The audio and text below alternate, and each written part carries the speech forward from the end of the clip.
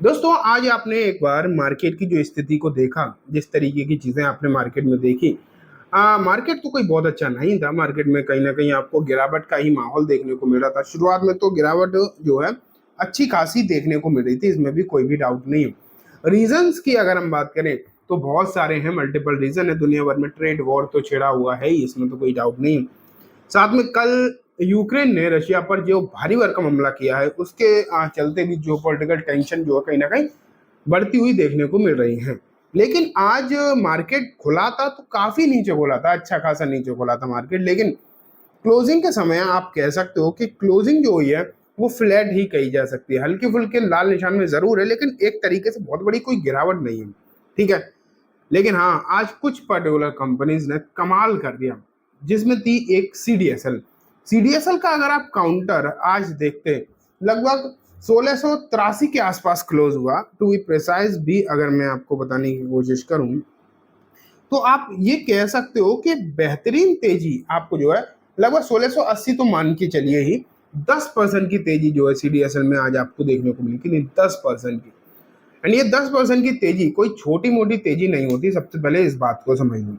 लेकिन बात ये निकल कर आती है कि आखिरकार सीडीएसएल में ऐसा क्या हो गया अचानक कि इतनी बेहतरीन तेजी जो है आपको सीडीएसएल में अचानक से देखने को मिलने लगी।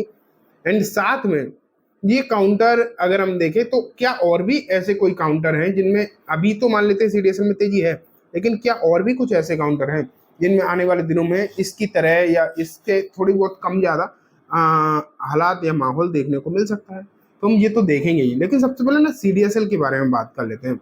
अगर हम रिटर्न के बारे में देखें सीडीएसएल को, तो रिटर्न इस शेयर के ना, ये नो डाउट बहुत ज्यादा रहे हैं, इसमें तो कोई भी किसी को डाउट होनी ही नहीं चाहिए।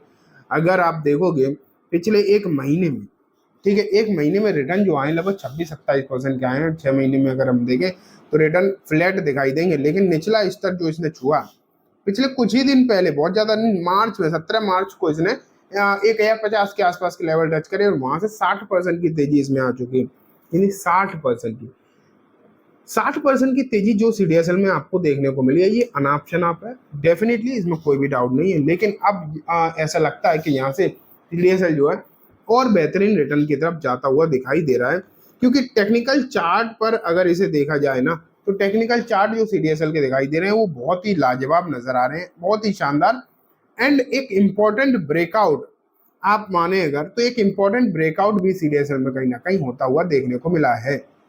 मैं आपके सामने ना, 1 सेकेंड, एक देखो इमेज रख रहा हूँ, यहाँ से आपको मालूम पड़ जाएगा कि किस तरीके का ब्रेकआउट आपको सीडीएसएल में नजर आ रहा है। ठीक है, ये तो आप देख रहे हो। और ये ब्रेकआउट किस लेवल का था, लगभग देखा जाए तो 1633 रुपए के आसपास का था, और ये था लगभग 6 महीने पहले का। तो ब्रेकआउट हुआ है, चार्ट पर एक अच्छी स्थिति यहाँ पर टर्न अराउंड देखने को मिल रहा है। और अब हो सकता है कि और बढ़िया तेजी देखने को मिले। एंड जो इसके हाइज हैं, इसकी जो हाइज बन रखे हैं लगभग 1990 के आसपास के, वो अगर टूटे तो अलग बात है, लेकिन तब तक वो लेवल भी यहाँ से अच्छे खासे ऊपर है। ठीक है, तो ये बात तो गई। लेकिन अब बात आती है क्यों हो रहा है, तो देखो टेक्निकल अच्छा दिखाई दे रहा है, लेकिन फंडामेंटल इसके बहुत अच्छे हैं। बीच में नंबर गड़बड़ कहीं बीच बीच में जो आ जाते हैं कभी कभी, वो तो आपने देखे ही थे कि नंबर भी कभी कभी खराब निकल कर आ जाते हैं।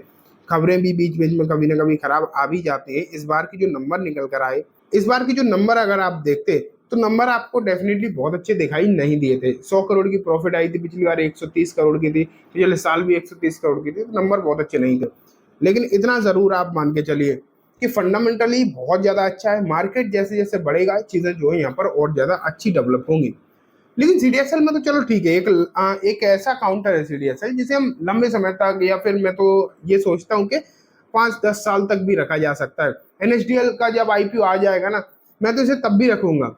उसके पीछे कारण है, एनएसडीएल का मार्केट साइज अगर आप देखोगे, मार्केट शेयर देखो तो 20% है। सीडीएसएल 80% मार्केट शेयर कैप्चर करके बैठा है, तो कोई कंपैरिजन नहीं है। ठीक है, तो ये तो एक लंबे समय वाला काउंटर हो गया। लेकिन क्या इस तरीके की और भी कंपनीज हो सकती हैं जिनमें ऐसे, मतलब तेजी या फिर ऐसा माहौल लंबे समय तक दिखाई दे? तो है, डेफिनेटली है। और उसमें ना कुछ सब सेक्टर हैं। उसमें अगर आप देखोगे तो ब्रोकरेज फर्म दिखाई देंगी। मैं आपको के फिनटेक भी बताता हूँ, केम्स भी बताता हूँ। केम्स भी आज तेज था। जो म्यूचुअल फंड के ट्रांजैक्शन होल्ड करती हैं, जो रजिस्ट्रार कंपनी है, वो हो गई है। ब्रोकरेज तो मैंने आपको बताया, डिपॉजिटरी तो ये है ही, अब और दूसरी डिपॉजिटरी अभी लिस्टेड नहीं है। लेकिन एक्सचेंजेस हैं, बीएसई है, एमसीएक्स है, आईएक्स है। आईएक्स खैर अलग चीज हो गई, लेकिन बीएसई और एमसीएक्स तो दिखाई देते ही हैं आपको, है ना। अगर हम आगे और चलें तो म्यूचुअल फंड वाली कंपनी हो गई, जैसे कि एएमसीज हो गई बेसिकली, चाहे वो कोई भी एमसी हो, अगर उसके फंडामेंटल अच्छे हैं ना तो उसे रखा जा सकता है। मुझे यूटीआई पसंद आती है, एचडीएफसी भी अच्छी है नो डाउट। एचडीएफसी थोड़ी सी महंगी, यूटीआई थोड़ी सी सस्ती दिखाई देती है, इसलिए यूटीआई थोड़ी सी सही लगती है। लेकिन बेसिक क्या है कि एक थीम देखो ना, आप थीम को समझने की कोशिश करो कि मार्केट बढ़ रहा है तो मार्केट से जुड़े हुए कंपनीज भी तो बढ़ेंगे। शेयर मार्केट इंफ्रा वाली कंपनी कहा जाता है इन्हें, इन्हें कहा जाता है कि शेयर मार्केट इंफ्रा, मतलब शेयर मार्केट को जो चलाती है वो एक कंपनी है। जो शेयर खरीदते हो कैसे, ब्रोकर से। ब्रोकर कहाँ से खरीदता है, एक्सचेंज से। एक्सचेंज खरीद कर कहाँ रखती है, मतलब ब्रोकर कहाँ रखता है, डिपॉजिटरी में, है ना। म्यूचुअल फंड कहाँ से खरीदे जाते हैं, ब्रोकर से। कहाँ से कौन इनकी हेल्प करता है, मतलब जो एसेट मैनेजमेंट कंपनी। ये चीजें हैं रखे तो वो भी डिपॉजिटरी में जाते हैं। तो ये चीजें आपको देखने को मिलती हैं। तो ये शेयर मार्केट को चलाने वाला जो पूरा इकोसिस्टम है ये बढ़ रहा है। और जैसे जैसे शेयर मार्केट में लोग बढ़ेंगे, जैसे जैसे अगर आप देखोगे, चाहे वो एसआईपी के थ्रू आए चाहे कैसे भी आए, तो आप ये कह के चल सकते हो कि ये सेक्टर की कंपनी जो है ग्रो करेंगे, और वो आपको यहाँ पर सीडीएसएल के तौर पर भी देखने को मिल रहा है। तो मुझे लगता है कि आगे भी देखने को मिलेगा। आपके पास इनमें से कौन से काउंटर हैं आपके पोर्टफोलियो, मुझे कमेंट में जरूर बताना। और अगर आप किसी और पर्टिकुलर काउंटर के बारे में जानना चाहते हैं तो वो कमेंट में जरूर लिखना। वीडियो पसंद आई हो तो लाइक जरूर करना और चैनल को जरूर सब्सक्राइब करके जाना। Thank you.